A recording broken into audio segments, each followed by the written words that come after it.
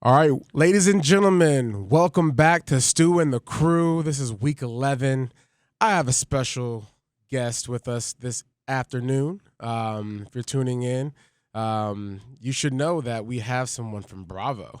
If you watch Bravo, you've seen Southern Charm, and you might know of a guy named Austen Kroll. Austen Kroll is a Charlotte native, and I'm glad to have him here on the podcast because it's just an opportunity for us to engage with not just a guy that's local and that's engaged, but someone that is, you know, carrying the weight and the burden sometimes as a Panther fan in the public eye. And so, no further ado, we have Austen Kroll, um, Southern Charm cast and Panther fan. What's up, dog? How you What's been, up, dog? Stu? I appreciate the intro and yeah, man, kind of what you said is funny. As someone who carries the burden of Yeah. being a Panthers fan in the public eye, man, sometimes like I want to post things and I refrain because I'm like, all right, I don't want these people within the organization, that I know to see and be pissed at me. So I'm just gonna, hold back or like I see someone post something and it's like I want to comment and I'm like, no, just So refrain. what do you do instead there? You text me. I text you. I text you. Yeah. Yeah. I text you and a Panther group chat of mine and vent a little bit, Yeah. let's say. Yeah, we'll get to the Panthers where they are currently and whatnot, but I want to give you a chance to shout out, your hometown and your school and just kind of see, tell the audience about, you being in Charlotte. When did you first become a fan of the black and blue? Was it when they first came to Charlotte? Was it a little bit after? Like, tell us, your engagement there when it comes to I, the Carolina Panthers. yes. So growing up in Charlotte, I moved to South Charlotte immediately with the family, so Mecklenburg County. I went to Providence Day, which is a private school there, and in the Carolinas. I'm sure that everyone knows who's from Charlotte. Basically, first grade through ninth grade, and then I transferred over to public school uh, to graduate. I transferred over to Providence High School because I was down there in that South Charlotte area. Now, I remember the Panthers coming. Now, I went to school too. All right.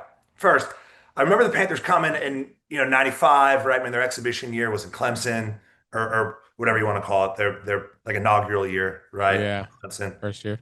And then my folks got season tickets and had season tickets ever since. Anyways, yeah, so 95 in Clemson. And then, the next year, my parents got three tickets to the Panthers, which is funny because I didn't have my younger sister then. And so they only got three, they didn't get four. So then once she got like of age and kind of been wanting to go to Panthers games and stuff, it was always kind of like a fight, right? I was like, Katie, you don't even like the Cats. Like, get out of here. I'm going. So we used to fight about that. How did you guys resolve that? Was there like paper, rock, scissors? Was it like taking turns? I'd like hate to say it's too, but like, I mean, I like seniority ruled, Oh, brother. okay. Yeah, I hear Seniority you. ruled. Um, and then it got to the point too, where I got older and older, and it was like, man, me and my sister would just go, and my parents would be like, yeah, man, y'all go and like invite a friend or whatever. Um, and also kind of funny and of note was that at Providence Day, Jerry Richardson's grandson Johnson went there with me. Shout Yeah. out Johnson. Shout out to Johnson, Yeah, one of the he's one best of my people on boys. earth.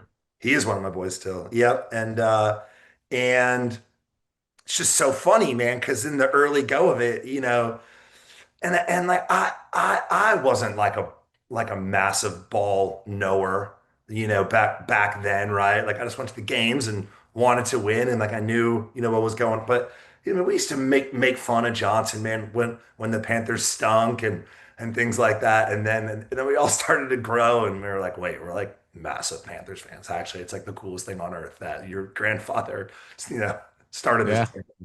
Yeah. Um, And there you have the origin story of me as a Panthers fan, you know? And since then it was always like, you know, and as you said, I like went to Bama, right, man? But even my like even man throughout Bama, because it's not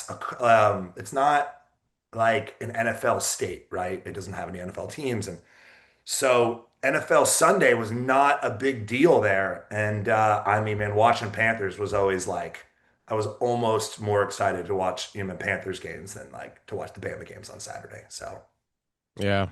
being bleeding Well, black and blue since '95, man. so you've been bleeding black and blue for a long time. Like what give me one moment that really gave you this notion of, oh, I'm all in. You know, I mean, I know your parents had, Okay. season Yeah. tickets and you were kind of born into it, but when No, did man. you go from it being something that was passed down to you to no, I own this. I Yeah, own yeah, my yeah, yeah. fandom. You know, because my folks moved to Charlotte from the DC area, so my dad was kind of like a Commanders fan, Yeah. as they're called The now. Redskins And ten, yeah, yeah, yeah. Redskins back then. Yeah. And but you know, he quickly was like, "All right, man, Panthers. You know, like I have tickets and this and that." And I'll never forget the Steve Smith touchdown versus the Rams, the then Mm. St. Louis Rams in OT, and that's when I was like, Yeah. that was my like, this is awesome. This Yeah. is like I like this feeling, you know. And man, we were all sitting there, man, watching with like even biting nails. And God, man, I don't even know that year. Well, actually, I do. I guess it was '03. Mm-hmm. And so if we're going to '03, I was like 16 years old or something. So, kind of maybe it was before then. I mean, but dude, I was there, man. The game that like you and I mean, D'Angelo, man, each hit that mark for like 1,000 yards. 11 Yeah. yards each for the first time Yep. ever. Like it's good talking to you because like you almost kind of sound like the actual fan of a Carolina Panther, not someone that's back and forth, going to another team or another player and following another team, bandwagon type people, right? Which you get a lot of these days, right? Not a lot of people that have bought in, since the '90s, right? Since Yeah, since the early 2000s. A lot of the fans have been adopted during the 2014, 2015 seasons where things just kind of started rolling again in this new era, right? Um, give what's me the a new era, description. man? 2015, would you say? Is Yeah, that what 20 you're gonna say yeah, is the new 20, era? Yeah, yeah, the new era 2014-15 season. I think that's where a lot of, people started moving to Charlotte. Economy started moving a little bit and we were winning, right? And that's when Cam was at the all-time his all-time high. yeah, But if you could give a definition of what a Carolina Panther fan is, what is that definition? yeah. I Because don't. when you look at a Buffalo Bills fan, a lot of it is, you know, chaos, right? And what's the definition of or the definition of insanity, right? Yeah. Doing something over and over again and Right. Okay. you're not getting Okay. any Yeah. Yeah. results. Um, I mean, well, look, man, the Panthers are are obviously in the grand scheme of things a young football team in the NFL, right? Hmm. Comparatively speaking, man, you got these Giants fans or Buffalo fans, as you said, and man, their fandom's been passed down. I mean, they were born wearing like a Bills jersey, or like a Bills, onesie or Giants or Eagles or man, their fan bases are just so massive. And Charlotte is like a smaller market too than like a lot of these other teams that began way back when. Other than the 2015 and 14-15 season, man, when Cam was on a tear, the whole boys were on a tear. Um, and everyone man was wearing like a Newton jersey from like here to even Berlin. You know what I mean? Yeah, yeah. And like other than that, you cannot describe the Carolina Panthers as anyone being like a bandwagon, right? It's like, I mean, I can see someone jumping on like a Kansas City train because they're like Patty Mahomes or Travis Kelsey, or like a Bills bandwagon because of, I mean, Josh Allen and what he's been doing.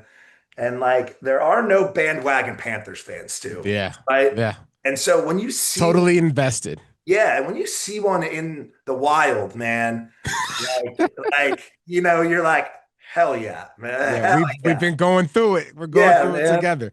Remember Um, when I was in well, then you don't know where I was, but I was in New York, and I sent you a picture of this dude wearing a Stu Stu jersey Jersey. at Yeah. like a game, and I was like, yo, that's legit. You just don't see that very much. So I know Yeah. that I didn't answer your question of like No, what it does. the definition is There's not a bandwagon Panther fan, and I yeah, think the frustrations, the last 7 years, and I'll ask you a question after this, but the last 7 to 8 years, it's been very hard as a Panther fan. And but what I truly believe is, you know, it's worth it at the end. Whenever that is, it's going to be worth it because there's a lot of good times ahead. And then, like to your point, we are a young organization, and we have to go through certain things, just like all the other organizations that you talked about: the Giants, the Commanders, the Eagles, the Jets, the Baltimore Ravens, the Browns. They've gone through seasons where they've gone in droughts, right? But they've been in seasons where they've been on a roll. And we've been in a season where we started off hot as an organization in the grand scheme of things. And then we go into a spell of, okay, who are the Carolina Panthers? And then we find who we are in our identity, especially through Sam Mills, right? Keep pounding.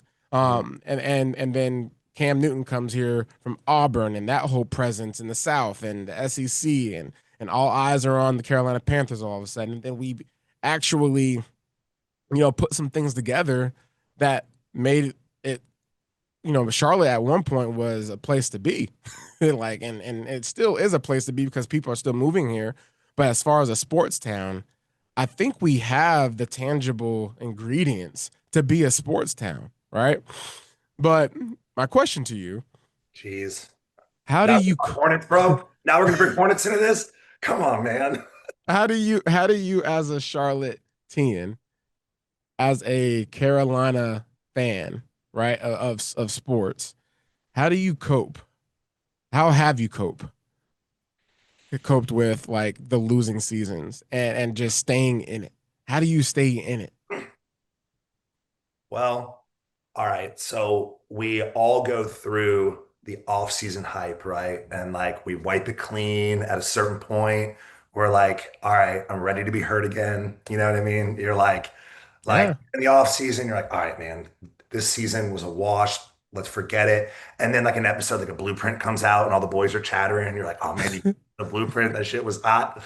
And we start chattering, and then we're like, yo, man, Tet is the answer. We convince ourselves of all the things, right? Of all the things, it's gonna be a great year, man. Chuba finished the year hot. Man, Bryce man finished, last year hot. I mean, look, man, going 5-4. I mean, the sky was bluer. Man, the birds were chirping. We just beat NFC leaders, Packers. And I know that we only put up like 16 points and but it's exactly kind of what you're saying, where the downs make the highs just so much better. Mm-hmm. And I mean, it like I'm thinking back to last season, man. Last season was tough. And it's like a whole thing of not trying to put your head down so much, because as you said, like being being like a person in the public eye or whatever who's a fan of, I don't want to be out there, man, trashing the team.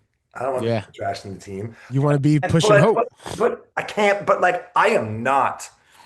There's a dude in my group chat who is the ultimate, optimist. I'm not always the ultimate optimist. I'm just not the ultimate pessimist. Yeah, I hear you. So it's like finding that in between because again, they're your Carolina Panthers this year. So you're either going to watch them and just be in straight misery, or you can choose to be optimistic and put yourself in their shoes, right? Like you played sports in high school, right? Yeah. So you know what it's like to be an athlete and to have, expectations and to then not have those expectations met, it's reasonable to be upset, especially as a fan, right? You invest a lot of your money and your time to tune in to make, the Panther Nation what it is. Because without the fans, you're really just playing a game and you're just playing it, amongst each other. The fans is what makes this game so special. And that's why I'm glad that you're on here to talk in behalf of the fans about the experiences, about the times that you've had to go through. And we're now here on a cusp, right? We've had a roller coaster season so far, Mhm. and literally roller coaster. We're beating teams that were kind of like scratching our heads, saying to ourselves, "How do we do that?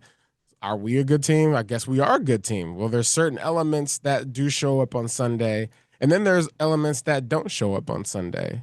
Case in point, the last game that they played against the Saints, 1-18 comes in here and they do something that a lot of teams didn't do, which is they went all in on stopping the run and saying, "Hey, if you're gonna beat us, we want you to throw the ball deep. We want you to throw the ball like you haven't been throwing it because we haven't seen it on tape yet." When you're now in a position as a fan after you lose a division game, something that like what these division games mean, right? Saints, right? If it's your first time playing them, it means twice, right? The means of the game, um, it just means double, right? You go into an Atlanta Falcons week on the road. You've already beaten them 30-0. As a fan, your emotions, where are they? Man, I feel like you're such an optimist, Stu, right? I Like am. every time I text you, man, you're always like, yeah, but this, yeah, but this, yeah, but that.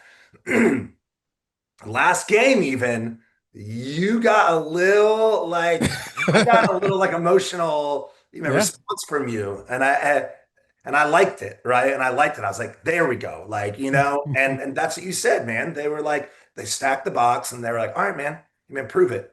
You man, Hmm. prove it with your arm. You know what we did? We did not prove it. Yeah. We put up 7 points on a team playing like a rookie quarterback at the bank. Hmm. I mean, yeah, a field goal got blocked. That's something that you can't, I mean, prepare for. I mean, how often does that happen? I mean, and then, the miscommunication from Jimmy Hornman taking that handoff, or maybe he wasn't supposed to take the handoff, like, and we're driving, right? And all of a sudden, man, you add those potential, man, 10 points to the board and 17. I think my expectations moving forward, I hate to say it, Stu, but I don't have any expectations. I don't Mm. have any expectations at this moment because you look at 30-0 and you're like, how in the hell? And then you look at all the major stat categories. The Falcons beat us in all the major stat categories except for the one that matters, and that's the final Yeah. score, right? So like, man, total yards and this and that, like they beat us. Yeah. They did, right? So now we play on the road, and you know, you obviously hope that we course correct with what just happened against a one and what'd you say? A 1-8? 1-8 Now a Saints. now a two and They eight. 2-8. Yeah. And like, man, Stu, I hate the Falcons so much. And Yeah. I Let's. like Why do you hate them so much? because, man, division, maybe because I had a bunch of buddies that I went to Alabama with that were Falcons fans, man. Like a lot of Hmm. Atlanta kids went to Alabama. And okay, no, I'm gonna tell you why. Mike Vick. I hate the Falcons because of Mike Vick. He like, man, it didn't matter if like we had that guy on 3rd and 22. Hmm. He would scramble for that first down, and he broke our hearts, man, many times. He Yeah. just kept that play alive. So maybe that's why. So is Honestly, it safe to say that division games really do mean a lot to these fans because you see these teams just like us as players, we see these teams twice a year. You as a fan are saying to yourself, okay, we get a chance to be 2-0 against a team in 1 year.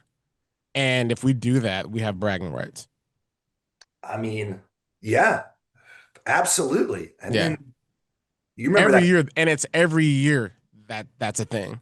Because as Yeah, opposed to like non-division games and non-conference games, those happen on various occasions, right? Depending on how they schedule things with NFL. But right. every year, the division games they are going to happen. So Totally. you have an expectation there that we do need to win these games. Yeah. I mean, look, man, we're playing the Rams at some point coming up, and it's like I want to beat the Rams, but like I don't I I'm not gonna cry into my pillow. Like I wanted to beat the Rams so bad. It's like, all right, Rams, like you really don't mean anything to our season in the long run. Yeah, And I remember the season when we lost to the Saints 3 times in one season, Stu. Three yeah, times, man. And that stung. And I was like, wait, maybe the Saints have taken that top spot for teams that I hate more than the Falcons. yeah. Because that was particularly like we own you. That was tough. That was tough. It's you don't want to ever be owned, right?